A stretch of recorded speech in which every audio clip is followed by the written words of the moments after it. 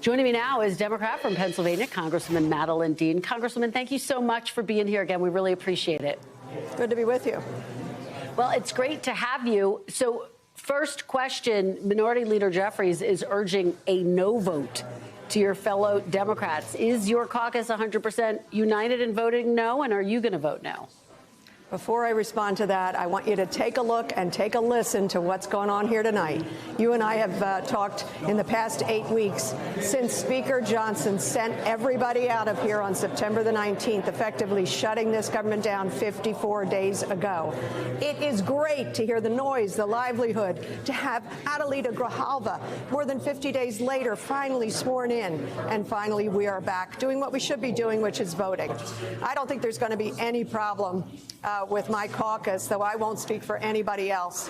I know I will be a strong no on this measure for so many reasons, not the least of which what is tucked in there. I hope everybody is aware of it because they had hoped to slip it in without anybody noticing it. But it's a cause of action for senators whose records were looked at in connection with January 6th insurrection. Cause of action giving them $500,000 per instance is the word. I don't think Senator Toon wanted too many people to know this, but they are using this vehicle to slip that very corrupt, cynical measure in. And I think a question for each of those senators is, did you recuse yourself on the vote? Well, and we will certainly be putting that to our friends who join us from across the aisle. Let me ask you, though, because a lot of your moderate colleagues say it is time to open up the government, that the point has been made about health care and that there's time to negotiate it once the government is reopened. I want to play for you something that Senator Fetterman had to say earlier this week on this show. Take a look. Under this shutdown, millions and millions of Americans were being punished, and they weren't getting, paid, they weren't getting fed, and we weren't getting those kinds of tax credits that we all want. It was a loser, and it was the wrong thing. Does he have a point, Congresswoman? Well, I think you know that I'm friends with John Fetterman. He and I actually ran against each other in 2018 for lieutenant governor. It was quite a sight, all 5'4" of me and all giant of him. But we became good friends during that campaign. I've tried to stay in touch with him. I have to admit he's not returning my calls as readily as he used to. And I disagree with him on his vote over and over and over again. For the simple reason is that we made a very strong argument. These were extraordinary circumstances, but the American people got it, that by shutting the government down, we were able to focus on and get everybody else focused on the unaffordability of health care across this country.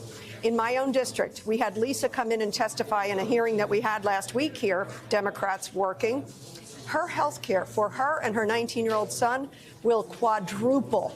She said, effectively, I am going to have only catastrophic health care because of the high deductible and co-pays and the extraordinary cost of these premiums. So what I would say is we were very successful. The American people agreed with us that health care is unaffordable.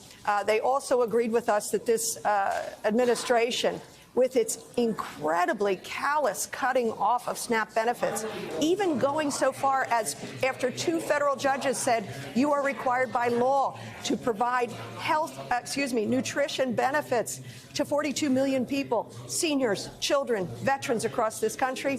What did Trump do as he's throwing a great Gatsby party? Not to be blind to it. He said, let's go to the Supreme Court and see if we can avoid paying that.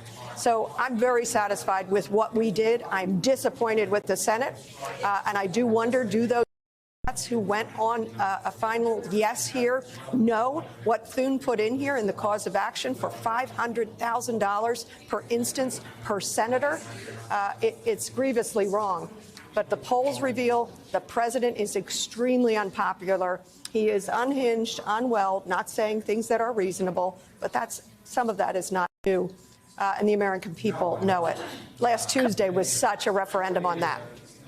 Congresswoman, let me ask you, because you are putting the focus on health care, and Democrats are still demanding that the Obamacare subsidies be extended. They're set to expire at the end of the year. What leverage do you have now to get them passed? Because basically, as I understand it, this bill guarantees a vote on Obamacare. But what leverage do you have to actually make sure that there is one and that it passes, that the Democrats get what they've, ultimately trying to fight for here? I'm not impressed with the guarantee on a vote. I think there is a guarantee of a vote on something, some vehicle, some legislation in the Senate. We do not have that same guarantee from the Speaker of the House. But why am I optimistic? The American people make me optimistic.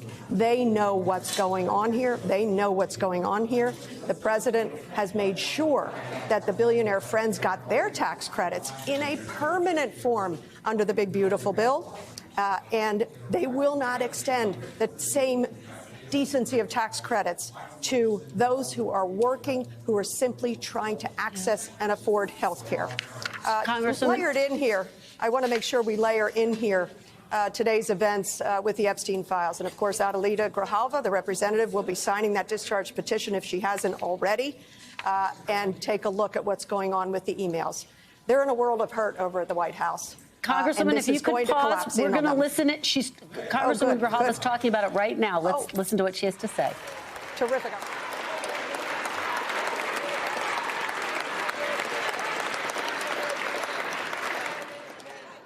Justice cannot wait another day. Adelante, mi gente. Muchas gracias. Thank you very much. I yield back. So, Congresswoman, there you hear her saying justice cannot wait another day. She had also just said on the House floor that she would, in fact, be the 218th vote for the discharge petition. The Senate has not committed to bringing this to the floor for a vote. How confident are you that the files will be released, the Epstein files will be released? You see, they're already beginning to be released. I think House Democrats obviously released some three very important emails today. And then you saw the Republican response dump a bunch of more documents in hopes of flooding the zone and confusing everybody. I have a confidence this will all come forward. And sadly, very sadly, an awful lot of people are going to be revealed for the crimes that they committed. But very importantly, justice will be brought to these victims. I hope it's not too late for many of them. Congresswoman, very quickly, you talked about your dissatisfaction with how the Senate handled all of this. Your colleague, Congressman Ro Khanna, has called for Leader Schumer to step down. Do you share that perspective? I won't waste 1 minute of energy shooting at Democrats. Not going to do it. We have too much to fight about here that is for the American people, not Democrats shooting at Democrats. I'm not going to be a part of that. All right, Congresswoman Dean, thank you so much for your time. We really appreciate it. We're going to keep a close eye on the House floor. Thank you so much for joining us. We thank you for watching, and remember, stay updated on breaking news and top stories on the NBC News app or watch live on our YouTube channel.